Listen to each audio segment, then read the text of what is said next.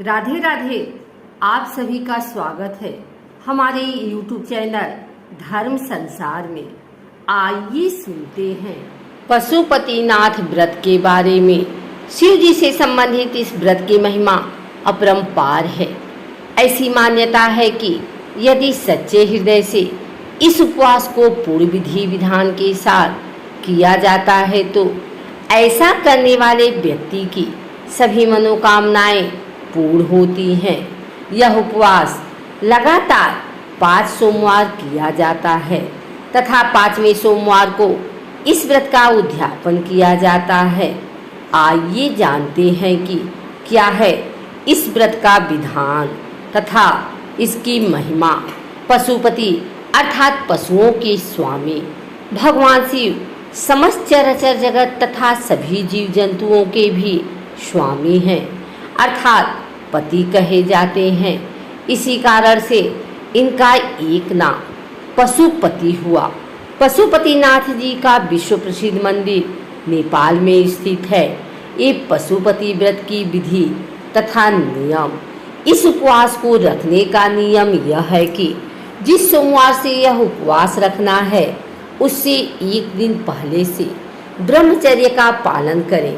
सोमवार के दिन सूर्योदय से पूर्व उठे। दैनिक कार्यों के पश्चात यदि आपके घर के पास ही कोई पवित्र नदी बहती है तो जाकर उसमें स्नान करें, अन्यथा घर पर ही स्नान के जल में थोड़ा सा गंगा जल मिलाकर स्नान कर लें। स्नान के पश्चात पूजा की थाली बना लें, जिसमें धूप, दीप, समीपत्र, बेलपत्र, भांग, धतूरा, मदार पुष्प, पंचामृत आदि लेकर शिव जी की मंदिर जाएं। स्मरण रहे कि जिस मंदिर में आप अपने उपवास के प्रथम दिन जाएं, उसी मंदिर में शीश चारों सोमवार को जाएं। शिव मंदिर जाकर घी का एक दीपक जलाएं। यदि हो सके तो मिट्टी का अथवा आटे का दीपक भी बना सकते हैं। यदि संभव हो सके तो शिवलिंग के आसपास की सफाई भली प्रकार से कर दें। अब शिवलिंग पर सर्वप्रथम जल अर्पण करें। जल अर्पण करते हुए मन ही मन शिव जी का कोई मंत्र जपते रहें। उसके बाद पंचाभिषेक अर्थात दूध, दही, घी, शहद तथा सबसे अंत में पुनः जल अर्पित कर दें। पंचाभिषेक करने के उपरांत शिवलिंग पर बेलपत्र, मदार पुष्प आदि पूजा सामग्री अर्पित करके मिष्ठान को अर्पित करें। ध्यान रखें कि धूप, दीप आदि सामग्री को सदैव शिवलिंग से कुछ दूरी पर ही रखें। देखा गया है कि प्रायः भक्त शिवलिंग पर ही धूप आदि लगा देते हैं, जो कि सर्वथा अनुचित है। तत्पश्चात घर आ जाएं, कुछ फलाहार कर लें। शाम के समय पुनः मंदिर जाएं तथा साथ ही 6 दीपक अपने साथ ले जाएं। इनमें से 5 दीपकों को मंदिर में ही प्रज्वलित कर दें तथा अंतिम यानी 6ठे दीपक को अपने साथ घर ले आएं। इस दीपक को घर आकर प्रवेश द्वार पर अपने सीधे हाथ अर्थात दाईं ओर द्वार पर जलाएं। जो मिष्ठान आप मंदिर ले गए थे, इस मिष्ठान को 3 भागों में बांट लें। 2 भागों का मंदिर में ही भोग लगा दें तथा तीसरे भाग को घर पर लाकर शिव जी का भोग लगाकर प्रसाद रूप में ग्रहण कर लें। अब व्रत का पारण कर सकते हैं, किंतु ध्यान रहे कि नमक का प्रयोग न करें। यही क्रम लगातार 5 सोमवार करें। 5 सोमवार को पशुपति व्रत का उद्यापन किया जाता है। कथा शुरू करने से पहले अपने साथ में कुछ अक्षत ले लीजिए और जितने भी लोग साथ में इसे सुन रहे हैं उन्हें भी यह अक्षत दे दीजिए। यह कथा समाप्त होने के बाद इन अक्षतों को मंदिर में चढ़ा दें। एक बार की बात है, भगवान शिव नेपाल की सुंदर तपोभूमि के प्रति आकर्षित होकर एक बार कैलाश छोड़कर यहीं आकर रम गए।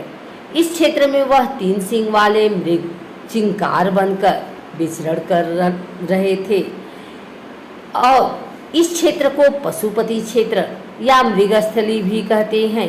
शिव को इस प्रकार अनुपस्थित देखकर ब्रह्मा विष्णु को चिंता हुई और दोनों देवता भगवान शिव की खोज में निकले। इस सुंदर क्षेत्र में उन्होंने एक देदीप्यमान मोहक 3 सींग वाले मृग को विचरण करते देखा। उन्हें मृग रूप में शिव होने की आशंका होने लगी। ब्रह्मा जी ने योग विद्या से तुरंत पहचान लिया कि यह मृग नहीं बल्कि भगवान आशुतोष ही हैं।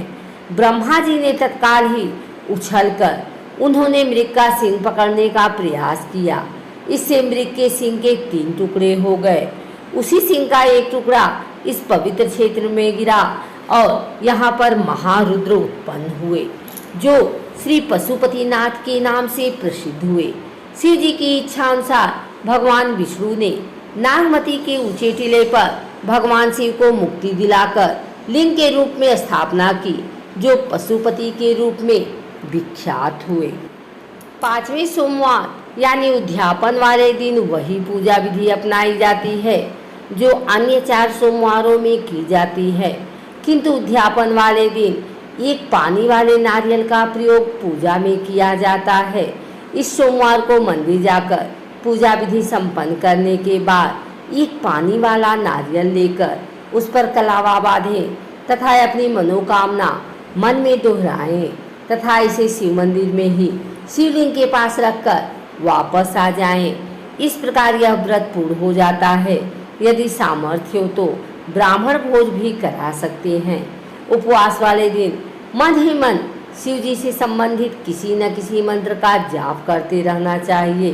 पुरुषों को ओम नमः शिवाय का जाप करना चाहिए तथा महिलाओं को चाहिए कि वे केवल नमः शिवाय का जाप करें।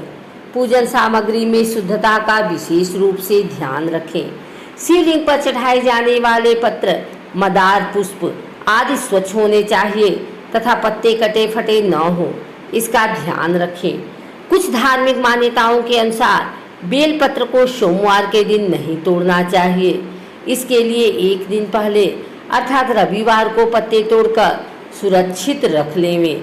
शिव जी को प्रिय यह पशुपति व्रत निश्चित रूप से सभी मनोकामनाओं को पूर्ण करने वाला है। उपवास की अवधि में काम, क्रोध, लोभ, मोह तथा अहंकार आदि विकारों से दूर रहें। व्रत के दौरान कभी भी तामसिक पदार्थों का सेवन भूलकर भी नहीं करना चाहिए। वैसे तो हिंसा कभी नहीं करनी चाहिए, किंतु इस अवधि में मनुष्य अथवा किसी भी जीव जंतु के साथ हिंसक व्यवहार कभी नहीं करना चाहिए। महिलाओं तथा बच्चों को सम्मान दें तथा किसी प्रकार का अनावश्यक वाद विवाद तथा कलह में ना पड़े।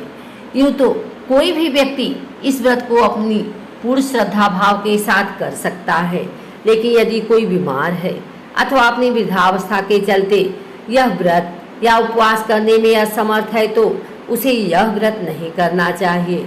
गर्भवती महिला इस उपवास को न करे तथा मासिक धर्म के दौरान ऐसी स्त्रियां अपने पति द्वारा, यदि पति ना हो तो अपने पुत्र से पूजा का कार्य संपन्न करा सकती हैं।